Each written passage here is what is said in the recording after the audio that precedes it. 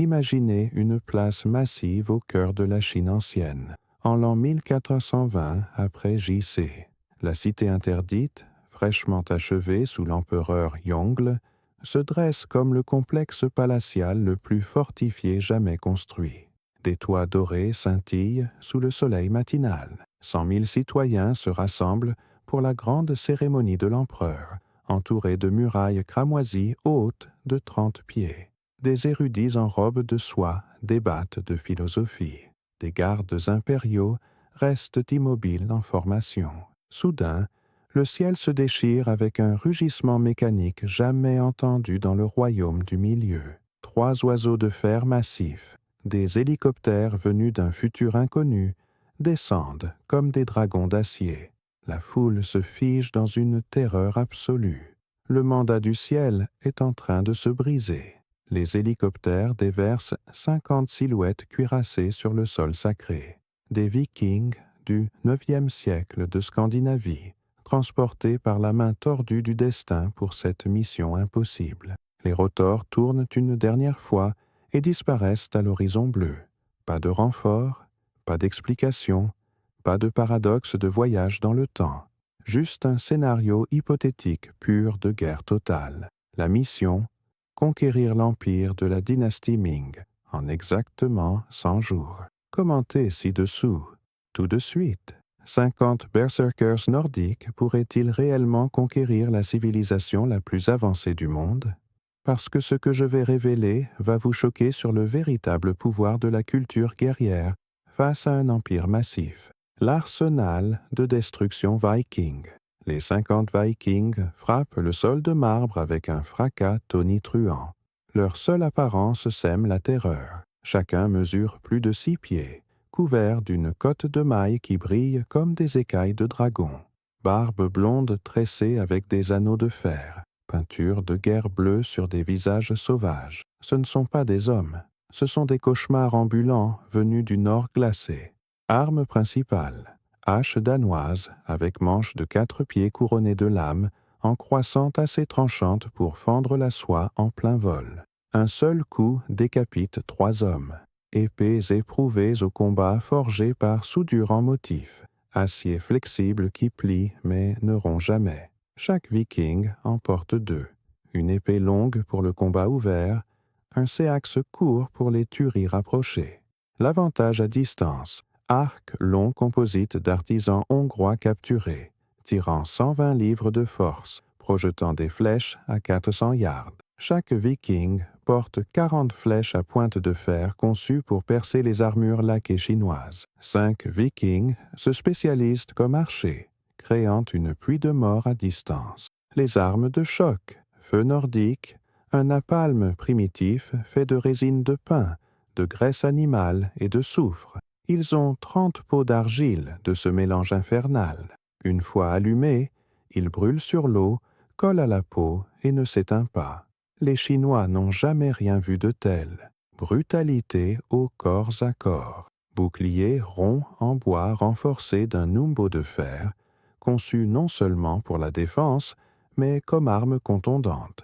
Les Vikings frappent avec les bords des boucliers, brisant mâchoires et écrasant crânes. Ils combattent dans une formation appelée Svinfylking, ou tête de sanglier, un coin qui pénètre les lignes ennemies comme une lance à travers la soie. La palette de ravitaillement s'écrase, 5000 flèches supplémentaires, 200 livres d'ingrédients pour le feu nordique, 100 jours de poissons salés et de biscuits durs scellés dans des barils étanches, 50 armes de secours, outils de fer pour construire des fortifications, cartes primitives de la Chine volées à des marchands vénitiens, fournitures médicales incluant remèdes herbacés, vikings et fer à cautériser, et quelque chose de terrifiant. 30 livres de champignons berserkers concentrés, des champignons psychoactifs qui transforment des guerriers déjà sauvages en machines à tuer imparables, qui ne ressentent ni douleur ni peur de la mort. Dites-moi dans les commentaires, cet arsenal semble-t-il capable de renverser un empire de millions? Parce que l'ennemi auquel ils font face fait passer Rome pour un village, l'empire du dragon, une force imparable. La dynastie Ming n'est pas seulement un royaume, c'est une civilisation qui existe depuis des millénaires, a raffiné la guerre en un art et commande des ressources au-delà de la compréhension viking. La cité interdite à elle seule couvre 180 acres avec 980 bâtiments. Les remparts de Pékin s'étendent sur 15 miles, 40 pieds de haut, 60 pieds d'épaisseur à la base. Impossible à percer. L'armée Ming. 1 million de soldats à travers l'Empire. 100 000 stationnés à Pékin et aux alentours. 10 000 gardes impériaux d'élite dans la cité interdite elle-même. Ce ne sont pas des conscrits paysans.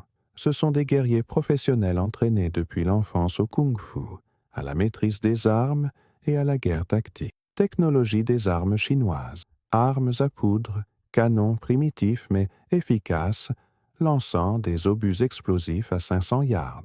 Lances de feu projetant de la poudre enflammée comme des lance-flammes. Arbalètes à répétition tirant 10 carreaux en 15 secondes. Flèches à pointe empoisonnées avec des herbes inconnues des Européens. Les Chinois ont inventé la poudre 500 ans avant ce moment.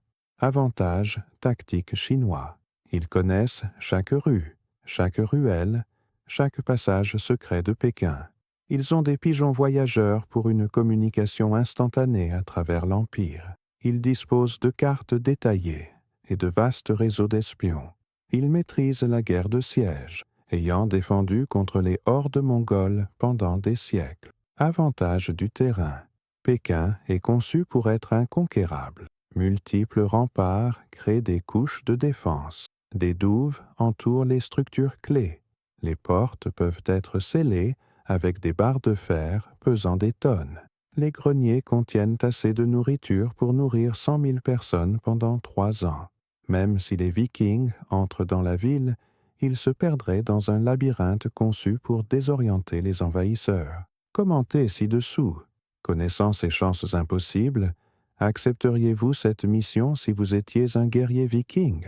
Votre réponse révèle si vous avez le courage berserker ou la prudence civile. Jour 1. La cérémonie devient carnage. Dès que les 50 Vikings touchent le sol, le chaos éclate. Les 100 000 citoyens à la cérémonie fuient en panique. Les oiseaux de fer, les démons étrangers, la rupture de l'ordre cosmique. C'est trop pour des esprits non préparés. 500 gardes impériaux en formation, portant lances et boucliers, avancent pour capturer ces intrus étranges.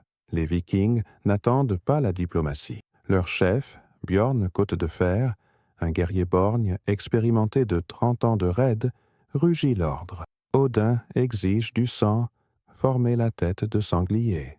Les 50 Vikings se configurent instantanément en coin. Bjorn à la pointe. Il charge droit sur les 500 gardes. Les Chinois, s'attendant à ce que ces barbares soient intimidés par leurs effectifs, ne sont pas prêts pour la mentalité viking. Quand on est en infériorité numérique, attaquer plus fort. La collision est apocalyptique. La hache danoise de Bjorn décrit un arc horizontal décapitant 3 gardes simultanément. Les gardes derrière trébuchent sur les cadavres. Le coin viking transperce la formation comme une lance à travers du papier. Les lances chinoises frappent les boucliers vikings, mais ceux-ci sont inclinés pour dévier. Les épées vikings fulgurent sous le soleil, chaque coup calculé pour une efficacité maximale. Ce ne sont pas des barbares sauvages, ce sont des tueurs sophistiqués qui ont perfectionné la guerre à travers 300 ans de raids sur les monastères et châteaux les mieux défendus d'Europe. En 5 minutes, 180 gardes impériaux gisent morts ou agonisants. La formation se brise. Les survivants fuient dans une terreur absolue, criant « Guy, Guy, démon ». Le ratio est dévastateur. 180 Chinois morts, 0 Vikings tués, 3 Vikings légèrement blessés. Mais Bjorn connaît le prix. Ce bref combat a consumé beaucoup d'énergie. Ils sont 50 hommes dans une ville de millions. Chaque combat doit se terminer vite ou ils seront submergés par l'épuisement. Il crie à ses guerriers « Nous ne tenons pas de terrain. Nous frappons comme la foudre et disparaissons comme la fumée. » C'est ainsi que les Vikings survivent à des chances impossibles. Les survivants se dispersent dans le labyrinthe des rues de Pékin. L'empereur Yongle, recevant les rapports de l'attaque, convoque ses généraux.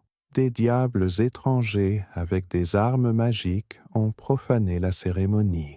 Capturez-les vivants.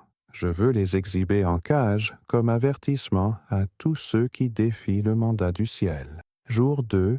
Fantômes dans les Hutong. Les Vikings abandonnent la place ouverte, se fondant dans les ruelles étroites de Pékin appelées Hutong. Ces passages exigus entre maisons traditionnelles à cour sont parfaits pour les tactiques de petites unités.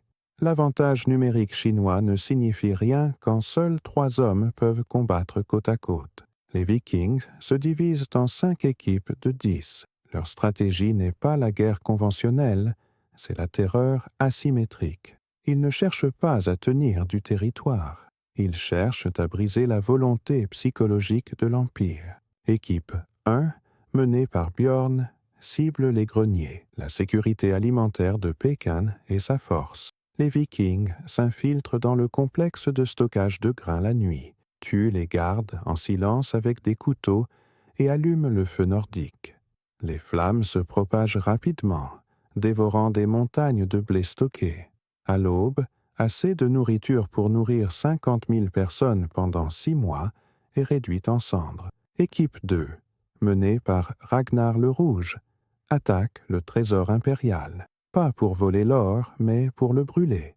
Ils défoncent les portes en bois à la hache, massacrent les gardes et font fondre les artefacts dorés avec le feu nordique. L'impact psychologique est dévastateur. Les citoyens chinois voient la richesse de leur empire fondre littéralement sous leurs yeux.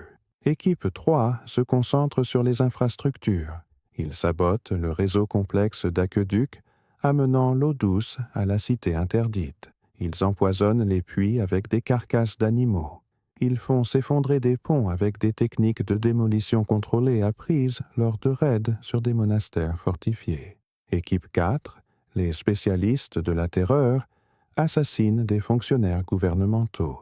Ils escaladent les murs comme des araignées, entrent par les fenêtres et exécutent 12 hauts bureaucrates dans leur lit.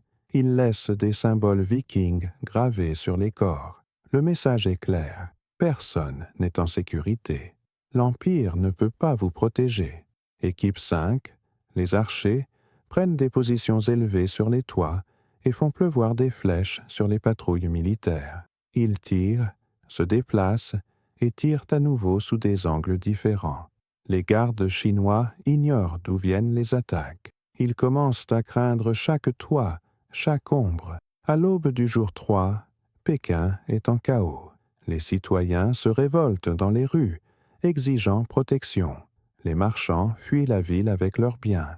L'empereur Yongle est furieux.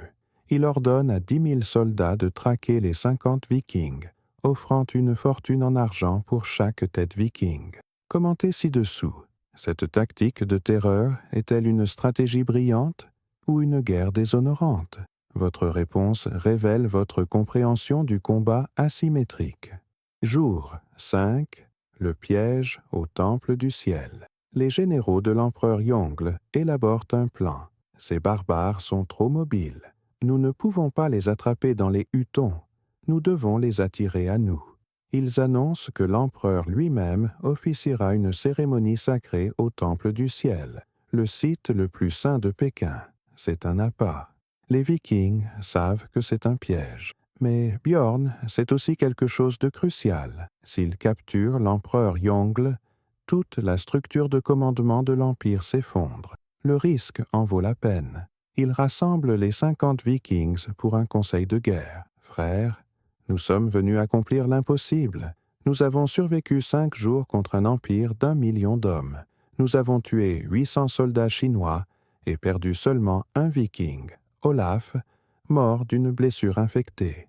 Mais nos provisions s'épuisent. Notre feu nordique est à moitié consommé. Nos flèches à 60%. Nous avons 2 choix, fuir vers la côte et tenter de trouver des longships vikings que nous ne trouverons jamais, ou frapper la tête du dragon. Je dis, prenons l'empereur. Les Vikings rugissent leur approbation.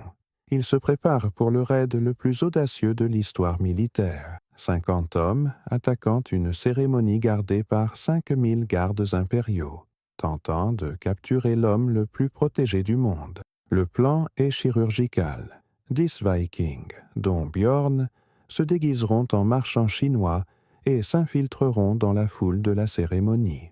Ils porteront des armes dissimulées sous leurs robes.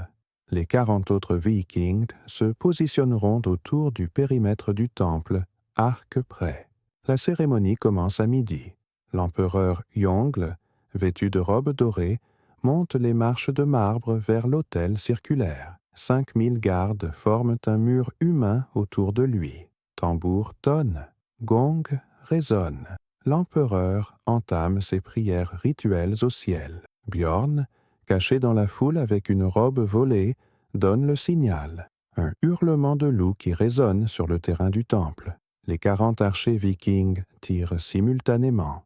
40 flèches volent en arc parfait, visant des gardes spécifiques que Bjorn avait identifiés comme officiers clés. 30 gardes tombent, flèches dans la gorge et les yeux. La formation vacille 3 secondes cruciales. C'est tout ce dont les Vikings ont besoin. Les 10 Vikings déguisés jettent leurs robes, révélant cottes de mailles et armes. Ils chargent les marches en formation tête de sanglier. Les gardes chinois tentent de refermer les rangs, mais les Vikings sont déjà à l'intérieur de leur périmètre. Les haches danoises décrivent des motifs coordonnés, tranchant soie et chair avec la même facilité.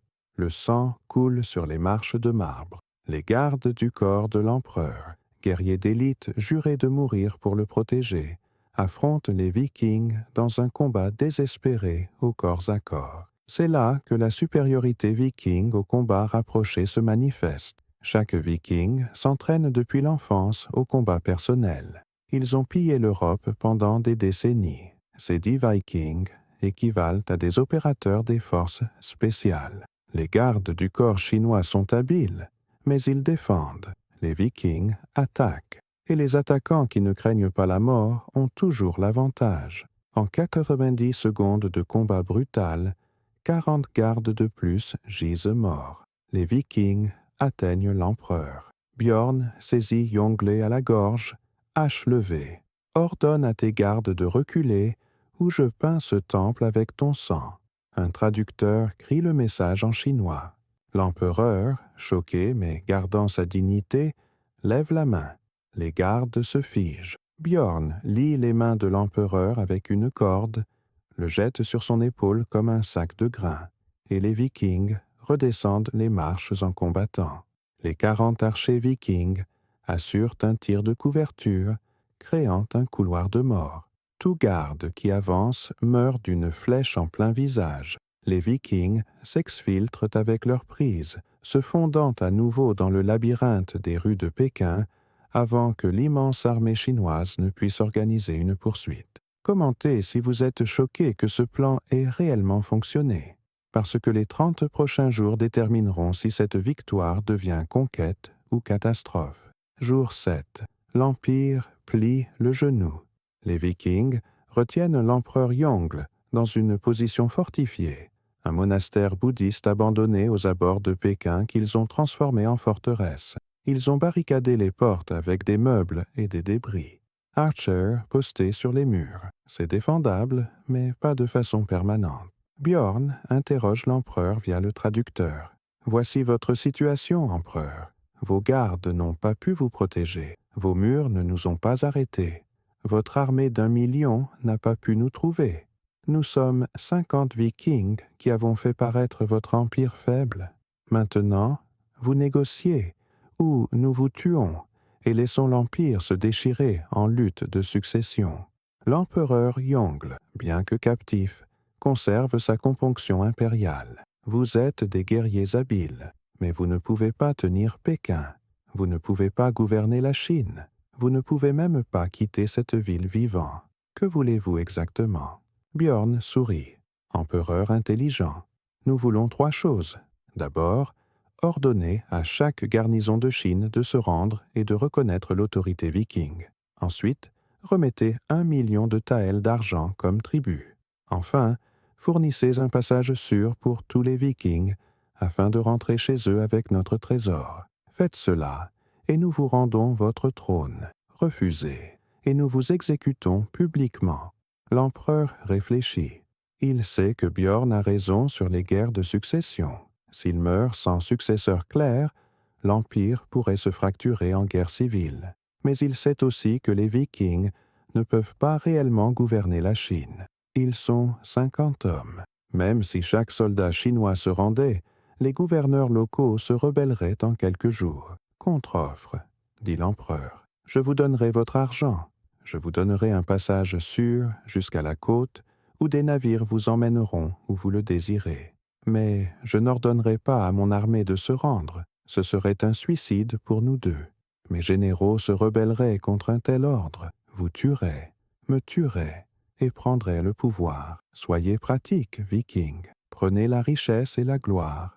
Vous avez déjà accompli l'impossible. » Bjorn regarde ses compagnons Vikings. Ils sont loin de la Scandinavie depuis des mois, transportés par des moyens surnaturels qu'ils ne comprennent pas. Ils n'ont aucun moyen de rentrer sauf avec la coopération chinoise. Ils ont assez d'argent pour rendre chaque Viking riche. Et ils ont la plus grande histoire jamais racontée. 50 Vikings ont mis à genoux l'empereur Ming. « Nous acceptons, » dit Bjorn. « Mais sachez ceci, empereur. Nous vous gardons en otage jusqu'à ce que nous soyons en sécurité sur les navires. Si vos généraux tentent de nous attaquer pendant notre voyage vers la côte, vous mourrez en premier. » Au cours des 20 jours suivants, un accord est formalisé. Les Vikings escorteront l'empereur jusqu'à la ville côtière de Tianjin. Les fonctionnaires chinois fourniront 1 million de taels d'argent, des chevaux, des provisions et des navires océaniques. Dès que les Vikings monteront à bord, l'empereur sera libéré. Mais tout le monde en Chine ne veut pas de cet accord. Les seigneurs de guerre régionaux voient la capture de l'empereur comme une preuve de faiblesse. La cour impériale est divisée. Certains généraux veulent attaquer les Vikings malgré la sécurité de l'empereur. Les tensions montent vers une confrontation inévitable. Jour 30. La marche des légendes. Les Vikings entament leur voyage vers la côte. Une randonnée de 100 milles à travers un territoire hostile. Ils voyagent en formation serrée. L'empereur Yongle, ligoté et bâillonné au centre. Les fonctionnaires chinois fournissent 50 chevaux, de la nourriture et des guides de navigation. Mais en chemin, des accidents se produisent. Des ponts s'effondrent mystérieusement juste avant que les Vikings ne les traversent. Des flèches de tireurs inconnus fusent des forêts. Des embuscades ont lieu chaque nuit. De toute évidence, certaines factions chinoises tentent de tuer les Vikings et d'en accuser des bandits.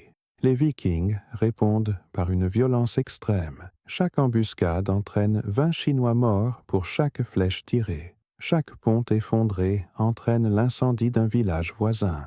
Ils envoient un message « Attaquez-nous et des innocents meurent.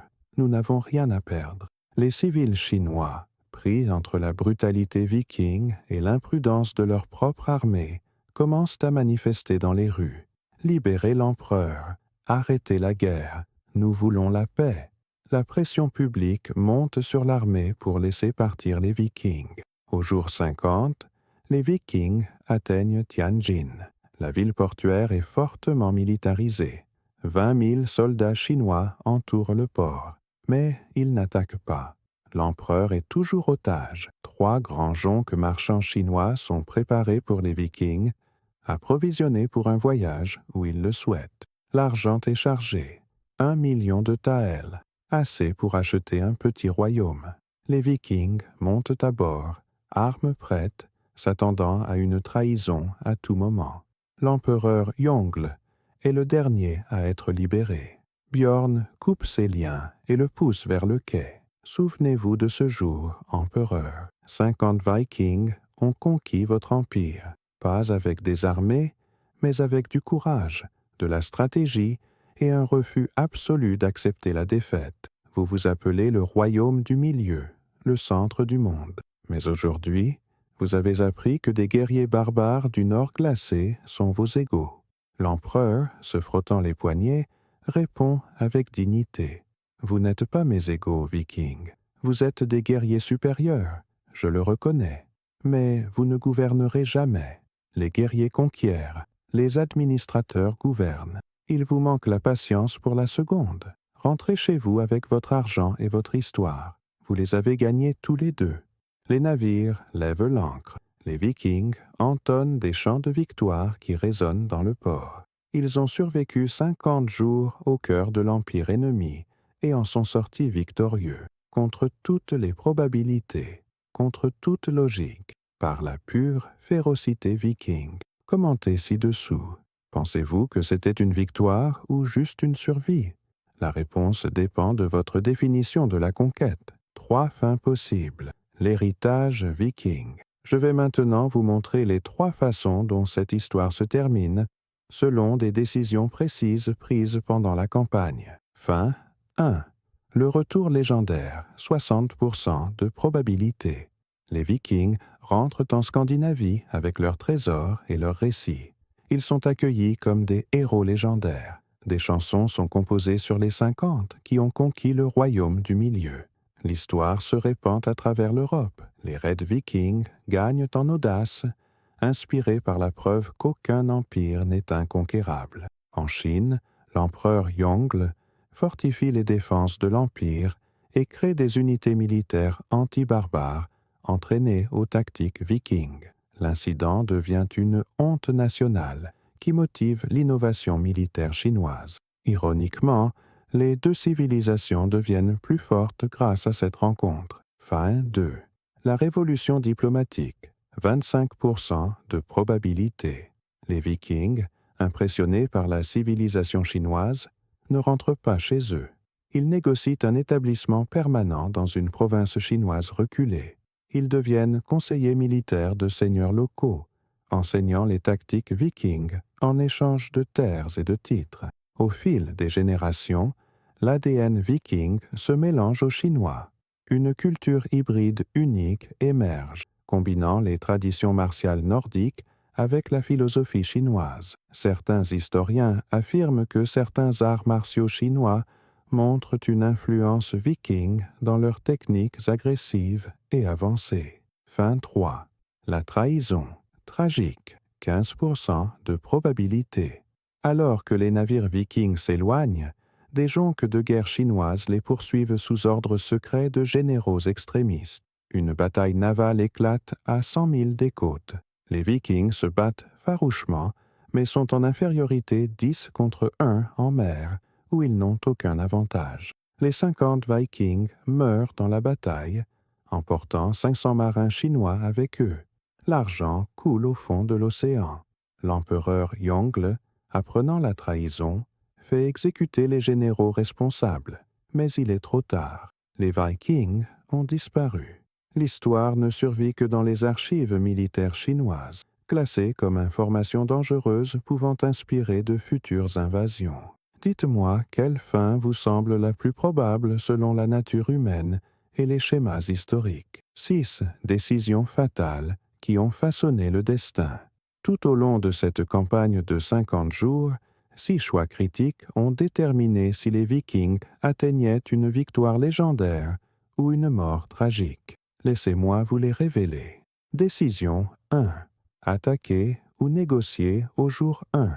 Quand les Vikings ont atterri, ils auraient pu tenter la diplomatie.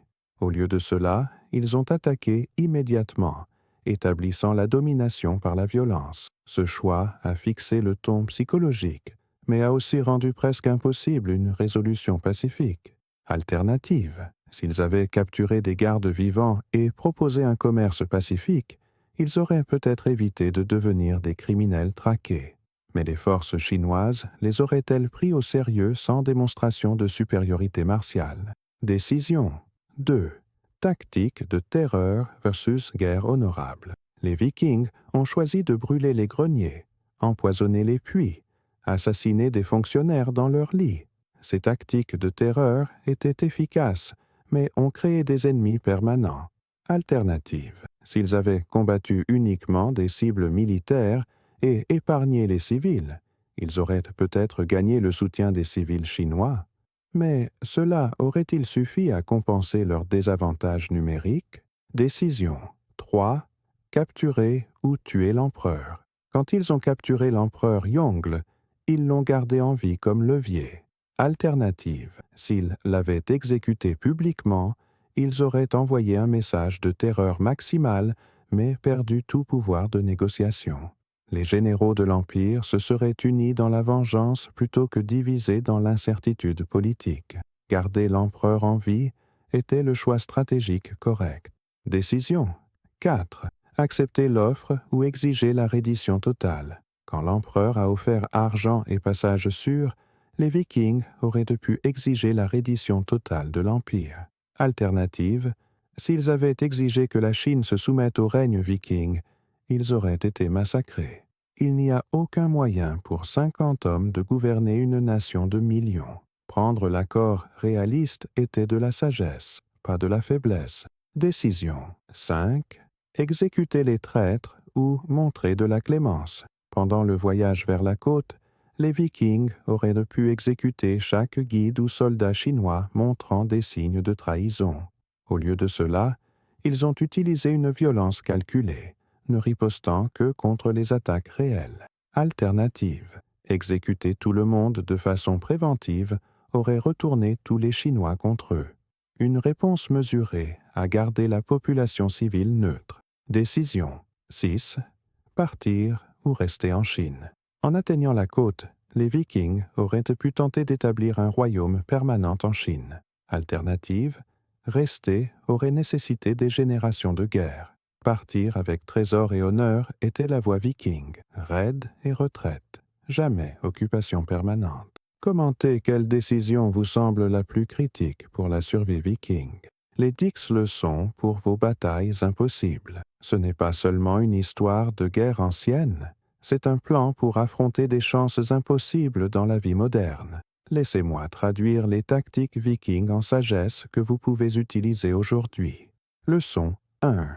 Quand vous êtes en infériorité numérique, frappez le premier et frappez fort. Les Vikings n'ont pas attendu d'être attaqués. Ils ont attaqué immédiatement pour établir la domination psychologique. Dans vos batailles de vie, qu'il s'agisse de concurrence commerciale, de litiges juridiques ou de défis personnels, le premier mouvement agressif détermine souvent le ton de tout le conflit. La passivité invite l'exploitation. L'agression exige le respect. Leçon 2. La guerre asymétrique. Vaincre la confrontation directe. Les Vikings savaient qu'ils ne pouvaient pas affronter l'armée chinoise de front. Ils ont utilisé la terreur, la mobilité et l'imprévisibilité. Quand vous affrontez un adversaire plus fort, concourir sur son terrain garantit la défaite. Changez les règles. Combattez où vous êtes fort et eux faibles. Faites-les combattre votre bataille, pas la leur. Leçon 3. Capturez la tête et le corps suite. En capturant l'empereur Yongle, les Vikings ont évité de devoir vaincre 1 million de soldats. Identifiez le point de pression critique dans tout système. En affaires, ce sont les décideurs clés. Dans les organisations, les leaders influents. Dans les défis personnels, la croyance ou l'habitude centrale qui drive tout le reste. Attaquez la tête. Leçon 4. Chaque ressource est finie, même le courage. Les Vikings suivaient leur compte de flèches, leurs réserves de feu nordiques, leurs provisions alimentaires. Ils savaient que même le courage berserker s'épuise. Dans vos défis, auditez vos ressources honnêtement. Temps, énergie, argent, capital social. Déployez-les stratégiquement, pas imprudemment. La durabilité compte plus que l'intensité. Leçon 5. La réputation est une arme. La réputation redoutable des Vikings faisait la moitié de leur combat. Les soldats chinois hésitaient avant de s'engager par peur de la sauvagerie viking. Construisez une réputation dans votre domaine comme quelqu'un qui ne peut être intimidé, qui livre toujours, qui ne lâche jamais. Cette réputation devient armure et arme à la fois. Leçon 6. Sachez quand prendre l'offre. Les Vikings auraient pu combattre jusqu'à la mort pour l'honneur. Au lieu de cela, ils ont pris l'argent et sont partis. Reconnaître quand vous avez atteint un gain maximal réaliste demande de la sagesse. L'ego veut la victoire totale. La sagesse prend une victoire substantielle et vit pour combattre un autre jour. Les Vikings, qui savent quand se retirer, sont ceux qui survivent pour devenir des légendes. Leçon 7. Transformez vos désavantages en avantages. Les Vikings étaient en infériorité 20 000 contre 1. Ils en ont fait un avantage en devenant impossibles à trouver, se déplaçant dans la ville comme des fantômes. Quelle faiblesse perçue pouvez-vous reframer comme une force cachée? Les petites entreprises sont plus agiles que les corporations. Les individus pivotent plus vite que les institutions. Utilisez votre échelle comme avantage, pas comme excuse. Leçon 8. Contrôlez le récit. Les Vikings ont veillé à ce que leur histoire soit racontée en envoyant des messages, en laissant des symboles et en négociant finalement leur propre légende. Contrôlez comment vos batailles sont perçues. Documentez vos victoires. Partagez vos luttes stratégiquement. L'histoire que les gens racontent sur vous est souvent plus importante que les faits objectifs. Leçon 9. La peur est un choix, pas une condition. Les Vikings affrontaient des chances impossibles quotidiennement et choisissaient le courage plutôt que la peur. Vous affrontez aussi des défis écrasants, pression financière, crise de santé, désastres relationnels, obstacles professionnels. Les Vikings enseignent que le courage n'est pas l'absence de peur, c'est la décision d'agir malgré la peur. Vos sentiments n'ont pas à contrôler vos actions. Leçon 10. Immortalité par l'action légendaire. Ces 50 Vikings ont accompli quelque chose qui résonne à travers les siècles. Ils ont tenté l'impossible avec un engagement total. Vous ne vivrez pas littéralement pour toujours, mais vous pouvez créer un impact qui survivra à votre vie. Relevez le défi impossible. Faites la tentative audacieuse. Même si vous échouez, l'effort légendaire crée des histoires légendaires. Et les histoires ne meurent jamais. Commentez laquelle de ces 10 leçons parle le plus puissamment à votre situation de vie actuelle. La vraie bataille, mentalité versus empire. Voici la vérité la plus profonde que révèle cette histoire.